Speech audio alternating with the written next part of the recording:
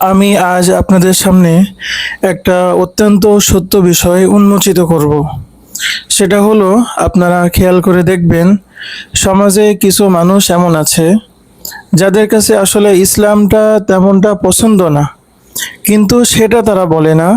তারা বলে ইসলাম অনেক ভালো, ইসলাম অনেক সুন্দর, কিন্তু এই যে হুজুররা, এই যে আলেম সমাজ, তারাই হলো খারাপ, এরাই হলো ইসলামের বদনাম করেছে।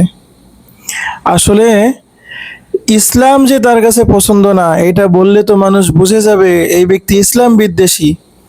তো এই জন্য ইসলামের যারা ধারক বাহক, ইসলামের যারা চর্চাকারী, তাদেরকেই তারা বদনাম করে। আসলে তারা ইসলামকেই বদনাম করতে চায়। ইসলামের ইসলামের ব্যাপারে তাদের মনের মধ্যে যে অ্যালার্জি আছে, সেটাকেই তারা বহিঃপ্রকাশ করতে চায়।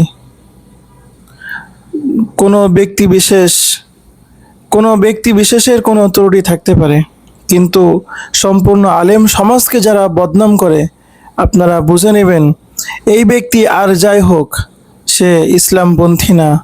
ইসলামের ব্যাপারে তার মনের মধ্যে বিদ্বেষ আছে।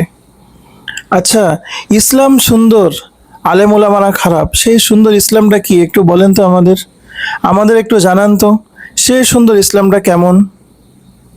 আল্লাহ তাআলা আমাদেরকে সঠিক বুঝ দান করেন এবং এই সমস্ত মানুষ থেকে আমাদের পানাহ দান করেন, এবং আমরা ওই সমস্ত ব্যক্তিদের হেদায়েতের দোয়া করি। আল্লাহ তাআলা তাদের জন্য সহি বুঝ দান করেন।